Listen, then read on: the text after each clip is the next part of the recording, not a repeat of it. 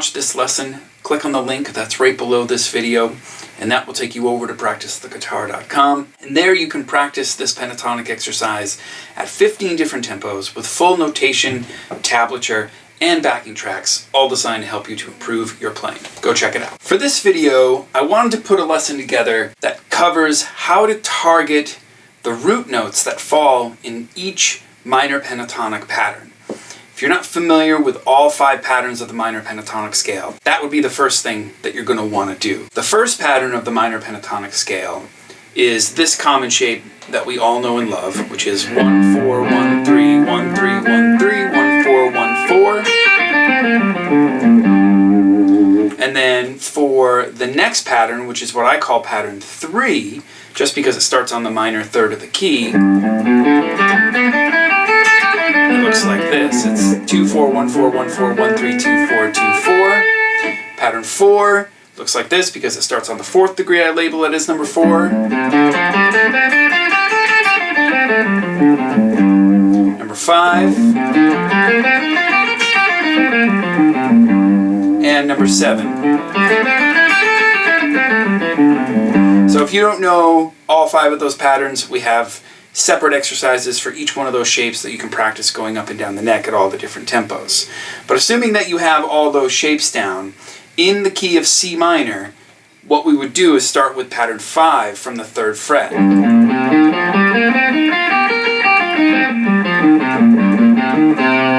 And then the next shape would be pattern 7. And then the next shape is pattern 1, starting here right on C. The next shape is pattern 3, starting from E flat. The next shape is pattern 4, starting on F and on the 13th fret.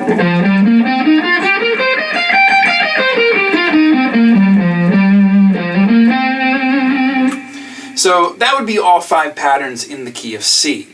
Now, when we're soloing and we're trying to make improvised phrases or write out a solo or whatever, what we tend to do is we tend to try to fall on at least the root note for first learning and starting to learn how to solo.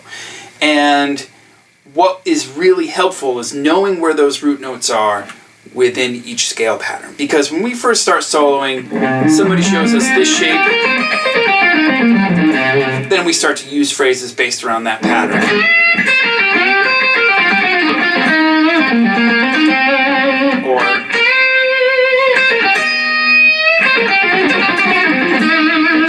Those are the common phrases that we would use in that first pattern of the minor pentatonic scale.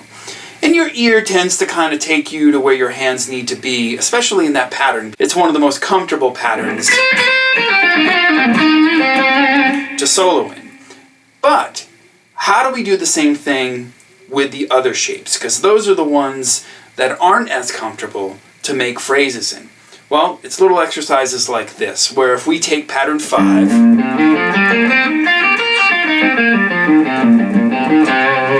and we work on where the root notes fall. So within pattern 5 of the C minor pentatonic scale, there's one C here, which is on the 3rd fret of the 5th string, and then another C on the 5th fret of the 3rd string. So if you were to practice soloing within just that pattern, then you could come up with phrases that work around each one of those root notes.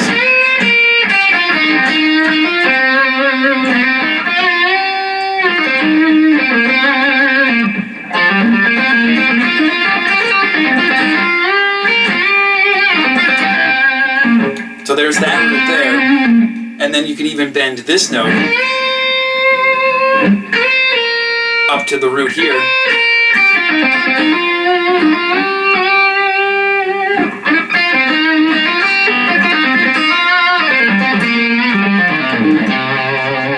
And then again, that C happens again, right down here on the 3rd fret of the 5th string. So doing this with each one of the patterns will help you to develop your vocabulary within each one of those. So the same thing would happen here. If we go...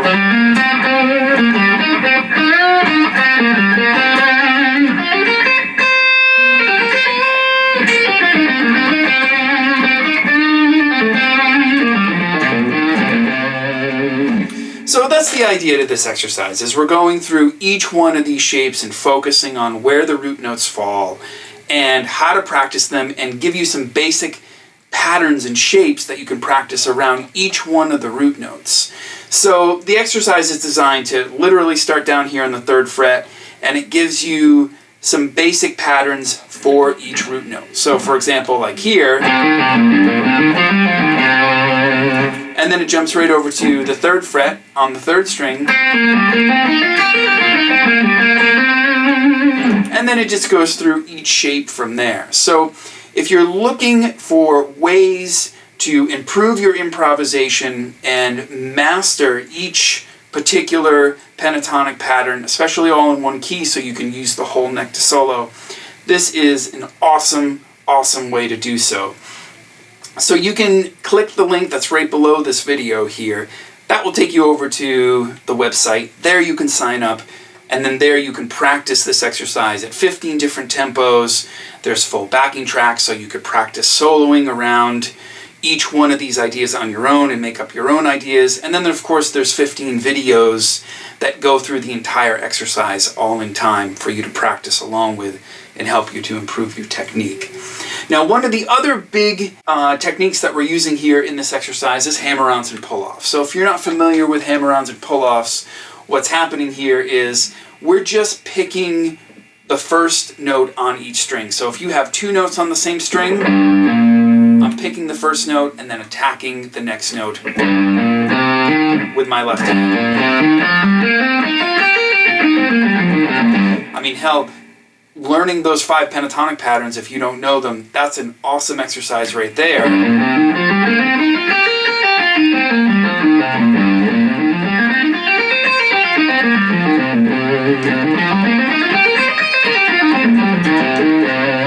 Just to help you to build technique and navigate your way around the neck like this. So if you think you would enjoy this exercise, like I said, click the link below. I really hope you enjoyed this lesson. See you next time.